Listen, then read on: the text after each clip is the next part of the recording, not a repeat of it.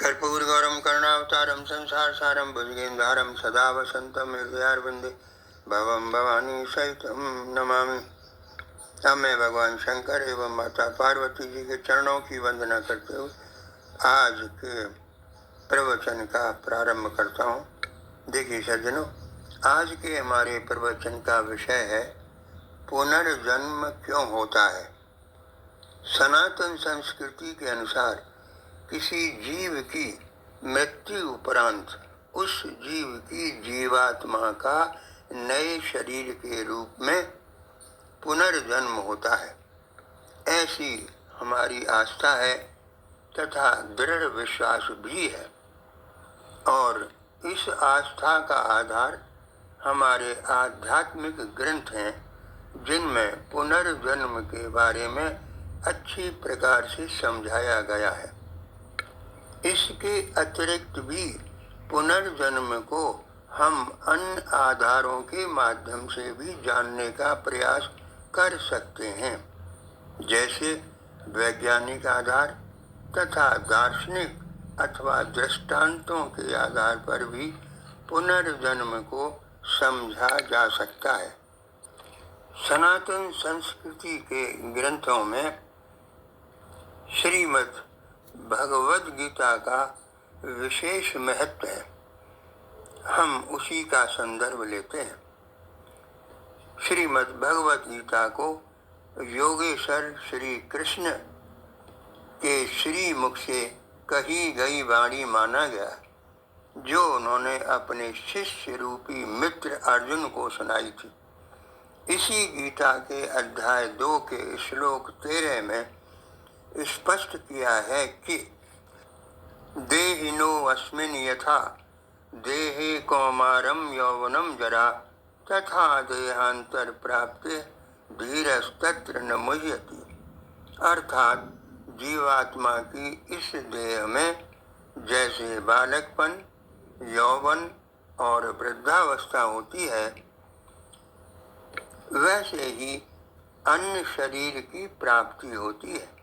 इस विषय में धीर पुरुष कभी मोहग्रस्त नहीं होता। पुनः इसी अध्याय के श्लोक 22 में कहा गया है कि वासास जीर्णान यथा विहाय नवानि गृहन्ति नरोपराणि तथा शरीरान विहाय जीर्णा नन्यान सयात नवान दे। अर्थात जैसे मनुष्य अपने पुराने वस्त्रों को त्याग कर दूसरे नए वस्त्रों को धारण करता है, वैसे ही जीवात्मा भी पुराने शरीरों को त्याग कर दूसरे नए शरीरों को प्राप्त होता है। उपरोक्त दोनों श्लोकों से यह तो स्पष्ट होता ही है कि प्रत्येक प्राणी की जीवात्मा को शरीर के क्षीण एवं नष्ट होने पर अन्य शरीर की प्राप्ति होती है। यहाँ यह भी उल्लेखनीय है कि प्राणी का मात्र शरीर ही नष्ट होता है, न कि जीवात्मा। जीवात्मा नष्ट नहीं होती, यह बात भी गीता के अध्याय 2 के श्लोक 23 में भगवान श्री कृष्ण ने भली बात समझाई है। नैनम छिन्दन्ति शस्त्राणि नैनम दहति पावक न चैनम क्लेति अंतापो न शोषयति मारुत। अर्थात इस आत्मा को शस्त्र नहीं काट सकते, इसको आग नहीं जला सकती, इसको जल नहीं गला सकता और वायु नहीं सुखा सकती। इन तीनों श्लोकों से यह तो स्पष्ट हो जाता है कि जीव के शरीर के नष्ट होने पर भी उस प्राणी की जीवात्मा को दूसरा शरीर मिलता है, भले ही वह शरीर पूर्व जन्म की योनि का हो अथवा अन्य किसी योनि का। जीवात्मा के इस शरीर परिवर्तन को ही हम पुनर्जन्म कहते हैं। यह तो रही गीता पर आधारित पुनर्जन्म की व्याख्या।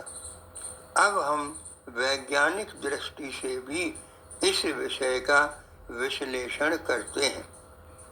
मैंने अपने पूर्व प्रवचन, जिसका शीर्षक भगवान और विज्ञान था, उसमें यह समझाने का प्रयास किया था कि जीवात्मा भी विद्युत ऊर्जा की तरह एक जैविक ऊर्जा है और ऊर्जा के सिद्धांतों के अनुसार ऊर्जा नष्ट नहीं की जा सकती, उसका केवल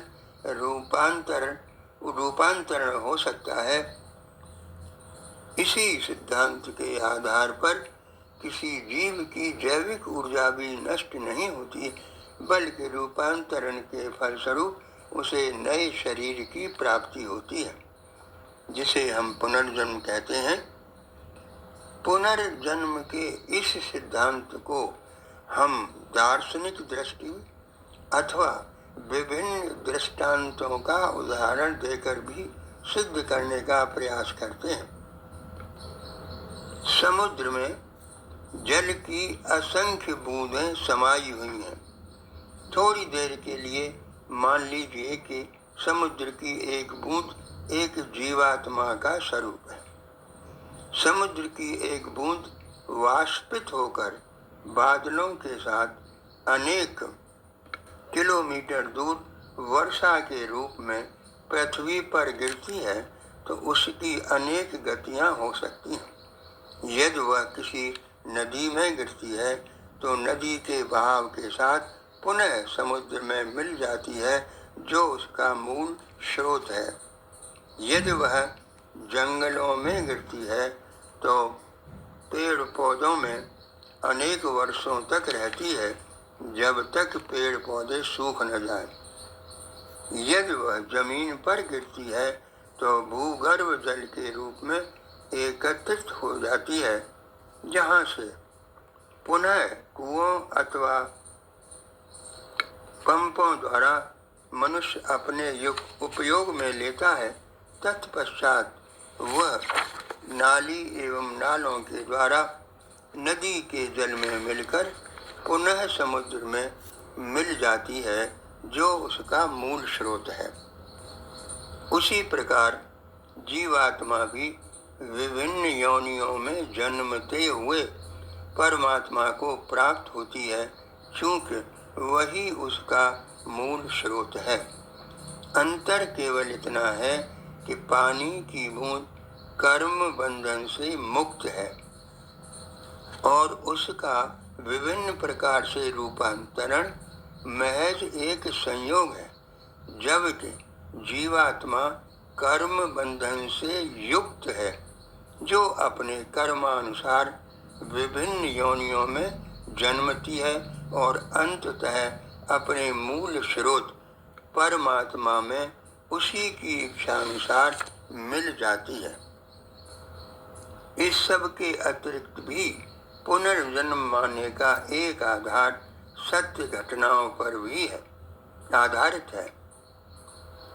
पुनर्जन्म की अनेक ऐसी घटनाएं होती रहती हैं, जहाँ पुनर्जीवित व्यक्ति प्राय बचपन में कहता है कि ये मेरा घर नहीं है, मेरा घर तो फला फला गांव में है, मैं तो विवाहित हूँ और मेरे बच्चे भी हैं। ऐसी घटनाओं की जब समाज द्वारा उसी गांव जाकर सत्यता परखी तो सही पाया गया, परंतु पूर्व जन्म में उसे वापस तो नहीं लाया जा सकता, ना ही सामाजिक रूप से, ना ही वैधता के रूप में। परंतु ऐसी घटनाएं पुनर्जन्म के प्रमाण की पुष्टि अवश्य करती हैं। ऐसे किस्से यदा कदा ही होते हैं। सारांश यह है कि जीवात्मा का पुनर्जन्म पूर्व जन्म में किए गए अच्छे बुरे कर्मों को भोगने के लिए होता है। वैज्ञानिक दृष्टि से चूंकि जीवात्मा शरीर के नष्ट होने पर भी नष्ट नहीं होती है, इसलिए रूपांतरण के रूप में पुनर्जन्म को प्राप्त होती है। और दार्शनिक दृष्टि से जीवात्मा को अंततः परमात्मा में मिलना होता है। अतः इस अंतराल में जीवात्मा पुनर्जन्मों को प्राप्त होती रहती है। देखिए सज्जनों, इस प्रकार उपरोक्त तथ्यों के आधार पर पुनर्जन्म की सत्यता पर मैंने अपने विचार प्रस्तुत किए। अब हम इस प्रवचन को विराम देते हैं। सत्यम सनातनम। जय श्री कृष्ण।